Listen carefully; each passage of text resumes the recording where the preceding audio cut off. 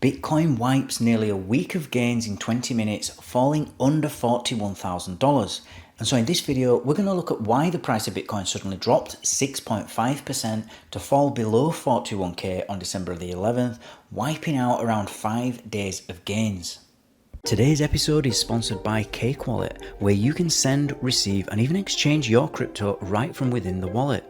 Cake Wallet is open source and non-custodial, so you control your own private keys, available today on iOS, macOS, Android, and Linux. And StealthEX, a privacy-centric crypto exchange which enables you to make crypto-to-crypto exchanges anonymously. Good evening everybody, and a warm welcome back to the latest episode of Enter Crypto with me, Chris Kenyon. Now if you're new to the channel, then this is the place where I keep you fully up to date and fully informed on all the goings on in the cryptoverse.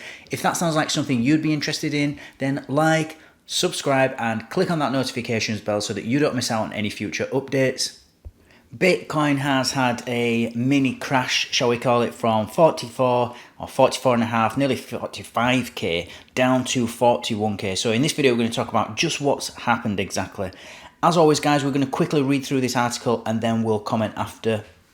So the price of Bitcoin briefly fell below 41k on December the 11th at 2:15 a.m. following a sudden 6.5% drawdown from 43,357 to as low as 40,659 in a span of 20 minutes.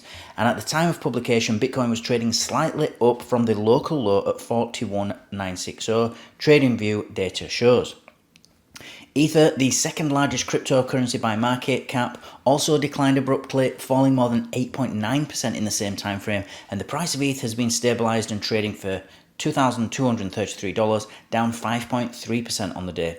Other large cap crypto assets including BNB, XRP and Sol also posted losses, and according to data from CoinGlass, the brief drop caused more than $270 million worth of long positions to be liquidated. The decline also wiped out some $1.2 billion in open interest on Bitcoin, which is currently sitting around $17.9 billion.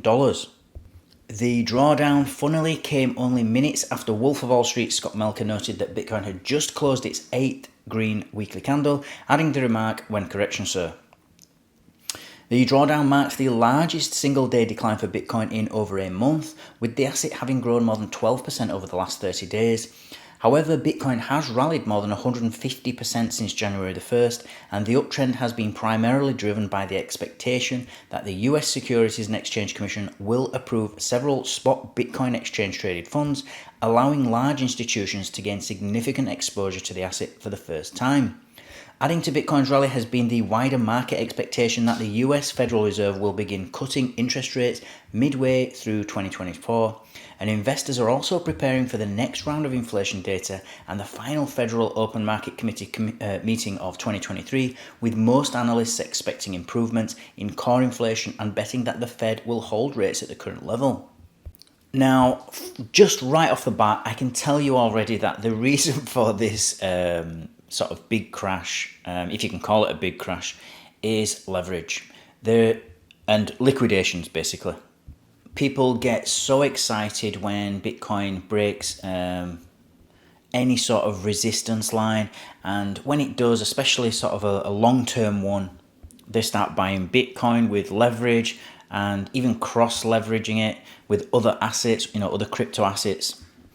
And if they use too much leverage, then it doesn't take much to obviously force them to liquidate their position. If we have a small downtick, that has a knock-on effect, and all of a sudden we have this sort of liquidation cascade and the price just goes down, and it's like dominoes, you hit one domino, it just falls, everything just falls in a really short space of time until all that liquidation or the majority of that liquidation just gets flushed out, that leverage, gets flushed out, and all the risk takers have been taken out of the market, and we're back to square one.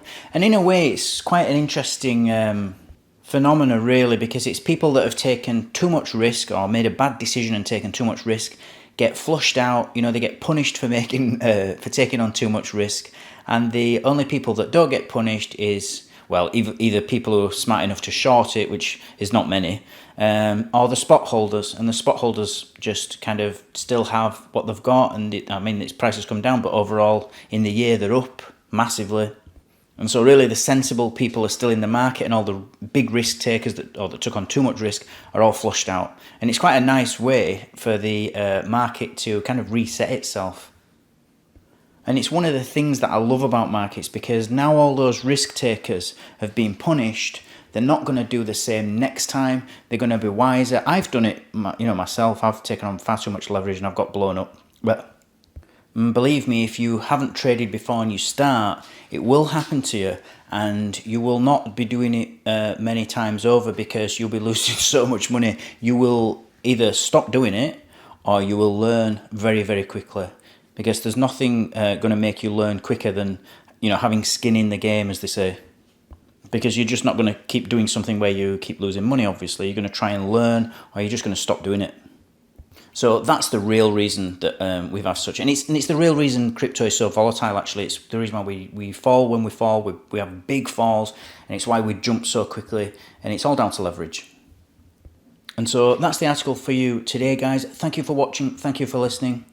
As always, don't forget to like, subscribe, and click on that notifications bell. You all know what to do, and I'll see you all tomorrow evening. Take care.